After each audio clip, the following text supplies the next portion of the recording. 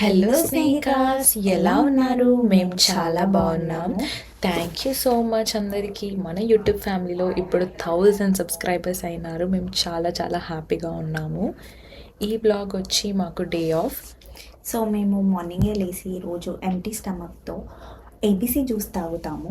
ఆ తర్వాత ఈ వీడియో వచ్చేసి ఏంటి అంటే మాకు డే ఆఫ్ కాబట్టి బిర్యానీ చేద్దామని ఫిక్స్ అయ్యాము. సో బిర్యానీకి గీ కావాలి కదా, మా ఇంట్లో లేదు. సో బటర్తో గీ చేసుకున్నాము. అది చాలా సింపుల్, ఏముండదు. సో మేము ఇంత చికెన్కి బిర్యానీ చేస్తున్నాం ఈరోజు. ఒక 3 బిగ్ సైజ్ ఆనియన్స్ తీసుకొని హాఫ్ మూన్ షేప్లో కట్ చేసుకోవాలి. తర్వాత ఇక్కడ ఒక కడాయి పెట్టాలి. కడాయి హీట్ అయ్యాక నేను ఇక్కడ 2 డిఫరెంట్ ఆయిల్స్ యూస్ చేశాను. ఒకటి సన్ఫ్లవర్, ఒకటి ఆలివ్ ఆయిల్ అండ్ కొద్దిగా గీ, అంటే మీకు తగినంత వేసుకోండి. తర్వాత కొన్ని స్పైసెస్ వేసుకోండి. దాని తర్వాత ఆయిల్ హీట్ అయ్యాక ఆనియన్స్ వేయాలి. ఆనియన్స్ వేసినప్పుడే కొంచెం సాల్ట్ కూడా వేసుకోవాలి, ఆనియన్స్ మంచిగా మగ్గాలంటే. ఇప్పుడు ఇక్కడ ఆనియన్స్ అయ్యేలోపు మనం చికెన్ కట్ చేసుకుందాము. యాక్చువల్లీ ఇక్కడ బయట వాళ్ళు చికెన్ కట్ చేసి ఇవ్వరు అనమాట. మోస్ట్లీ ఎవరింట్లో వాళ్ళే చికెన్ కట్ చేసుకుంటారు. అండ్ ఈ చికెన్ ఫ్రెష్ కాదు, ఇది ఫ్రోజన్ చికెన్. సో కట్ చేయడానికి చాలా కష్టపడ్డాం. మీరు చూడండి, ఆ స్కిన్ పీకడానికి ఎంత కష్టపడ్డాము. అండ్ మధ్య మధ్యలో ఆనియన్స్ కలుపుతూ ఉండాలి. తర్వాత ఆనియన్స్ మంచి గోల్డెన్ బ్రౌన్ అయ్యాక అందులో ఇప్పుడు మనం జింజర్ గార్లిక్ పేస్ట్ వేసుకోవాలి. అల్లం ఎల్లిగడ్డ పేస్ట్ వేసుకున్నాక దాన్ని మంచిగా తిప్పాలి. అంటే అది మంచి పచ్చి వాసన అంతా వెళ్ళే వరకు లైక్ మంచిగా ఆనియన్స్ని, దాని తర్వాత పసుపు వేసుకోవాలి. పసుపుని కూడా తిప్పి కారం కూడా వేసుకోండి. కారం మీకు తగినంత వేసుకోండి. మేము స్పైసీ తింటాం కాబట్టి కారం ఎక్కువ వేసుకున్నాం. మీరు స్పైసీ తింటే ఎక్కువ వేసుకోండి, లేకపోతే మీరు కొంచెం వేసుకున్నా పర్లేదు.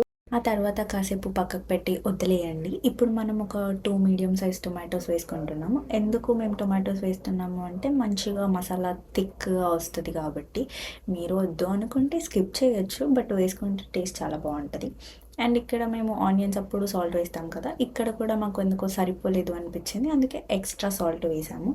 సాల్ట్ వేసాక కాసేపు అలా కలిపి వదిలేయండి, మూత పెట్టి వదిలేయండి. ఇప్పుడు మనం చూస్తే ఇక్కడ ఎలా ఉంటుంది అంటే సైడ్స్కి ఆయిల్ కొంచెం బయటకు వస్తుంది. అంటే ఏంటంటే ఆ ప్రాసెస్లో ఉంది అని అర్థం, అది ఇంకా కంప్లీట్ అవ్వలేదు. అలా ఒకసారి కలిపి మళ్ళీ ఒకసారి మూత పెట్టి వదిలేయండి. సో ఇలా మూత పెట్టి వదిలేసాక మేము మళ్ళీ మూత ఓపెన్ చేసి దాన్ని మంచిగా మిక్స్ చేసుకున్నాక నెక్స్ట్ ఏం చేసామంటే, మీరు కర్డ్ ఉంటుంది కదా, పెరుగుని ఇందులో మీకు మేమైతే ఒక 3-4 స్పూన్స్ వేసాము. మంచిగా పెరుగు వేసుకొని దాన్ని మంచిగా మిక్స్ చేయండి.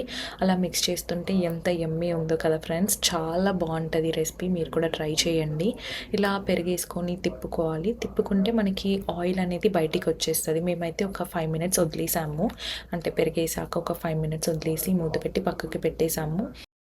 ఇలా ఆయిల్ బయటికి వచ్చిందంటే మనకు ఆల్మోస్ట్ రెడీ అయిపోయింది అని అర్థం. ఇప్పుడు మనం ఇందులోకి చికెన్ వేసుకుంటున్నాము.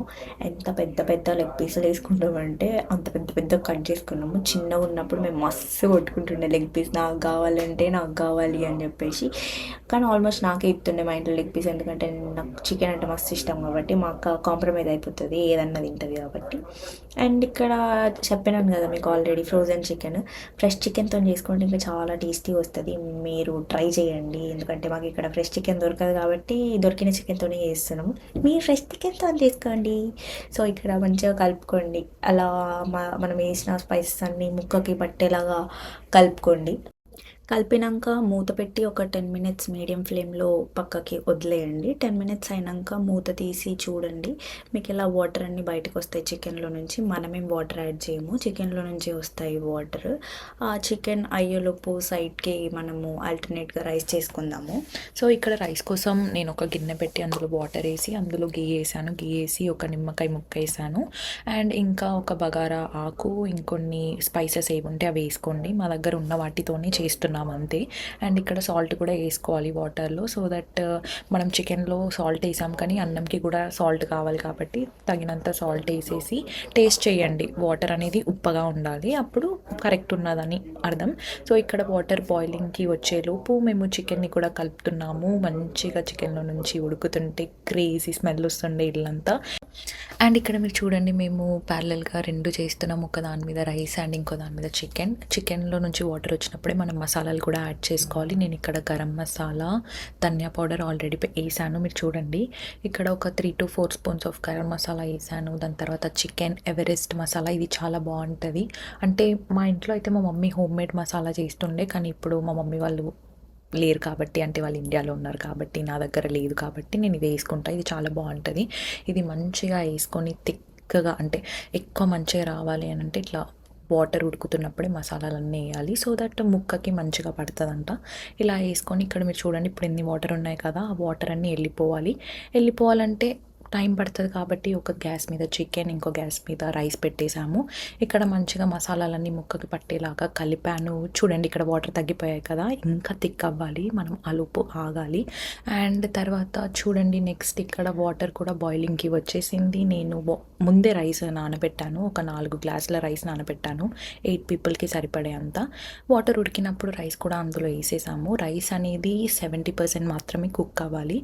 ఎందుకు అంటే మనము దమ్ కూడా పెడతాం కాబట్టి అప్పుడు ఇంకా 100% కుక్ అవుతది రైస్. సో, ఇప్పుడు మనకి ఇక్కడ 70% కుక్ అయిపోయింది రైస్. సో, రైస్ మొత్తం వాటర్ లేకుండా డ్రైన్ చేసుకొని చికెన్ పైన వేసుకుంటున్నాం. మనకిప్పుడు లేయర్స్‌లా కావాలి అనుకుంటే ఫస్ట్ రైస్ పెట్టి చికెన్ వేసుకోవచ్చు. లేదు అంటే అదంతా పెద్ద ప్రాసెస్ కాబట్టి మేము ఆల్రెడీ చికెన్ పైనే రైస్ వేసేసుకొని మంచిగా స్ప్రెడ్ చేసుకున్నాము. మంచిగా స్ప్రెడ్ చేసుకొని దాని మీదనే కొత్తిమీర, పుదీనా, ఇంకా ఘీ అన్నీ వేసుకోవాలి. మా దగ్గర పుదీనా అవన్నీ ఏం లేవు కాబట్టి జస్ట్ కొత్తిమీర ఒక్కటే ఉండే అండ్ ఘీ కూడా ఉండే, బటర్‌తోని చేసిన ఘీ. సో, కొత్తిమీర వేసేసుకొని, మాకు కొత్తిమీర అంటే చాలా ఇష్టం. సో, చాలా ఎక్కువ వేసుకుంటాం. వాసన మంచిగొస్తది కాబట్టి మీరే చూడండి. కొత్తిమీర వేసేసుకోండి. ఇంకా ఘీ కూడా బాగానే వేసాము.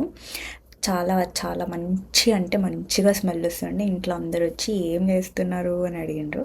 ఆ తర్వాత ఇంకా దమ్ పెట్టడానికి అల్యూమినియం ఫాయిల్‌తో కవర్ చేసేసి ఒక 25 మినిట్స్ వరకి దమ్ పెట్టుకోవాలి లో ఫ్లేమ్‌లో. ఇక్కడ అల్యూమినియం ఫాయిల్ మంచిగా నీట్‌గా ఫోల్డ్ చేయాలి. మొత్తం గాలి పోకుండా ఫోల్డ్ చేసేసుకొని ఒక 25-30 మినిట్స్, మేము మోస్ట్లీ 25 మినిట్సే ఆగుతాము. మీరు చూడండి ఇక్కడ 25 మినిట్స్ ఆగిన తర్వాత రెడీ అయిపోయింది. వావ్! బిర్యానీ చాలా ఉండే స్నేకాస్. మీరు కూడా మా రెసిపీ ట్రై చేయండి. తప్పకుండా చేసుకొని తినండి అండ్ మాకు కమెంట్ కూడా చేయండి. ఇంకా బిర్యానీతో పాటు ఒక లెమన్, ఇంకా ఆనియన్ మా చెల్లి కట్ చేసి ఫ్రిడ్జ్‌లో పెట్టింది. దాన్ని కూడా మేము పెట్టుకొని తిన్నాము. చాలా అంటే చాలా బాగుండే. మా వీడియోస్ మీకు నచ్చితే లైక్ చేయండి, షేర్ చేయండి, సబ్స్క్రైబ్ చేయండి అండ్ కమెంట్ కూడా చేయండి. అండ్ ఇంకో వీడియోతో కలుద్దాం. అందరూ జాగ్రత్తగా బాయ్. ఉండండి. Bye bye.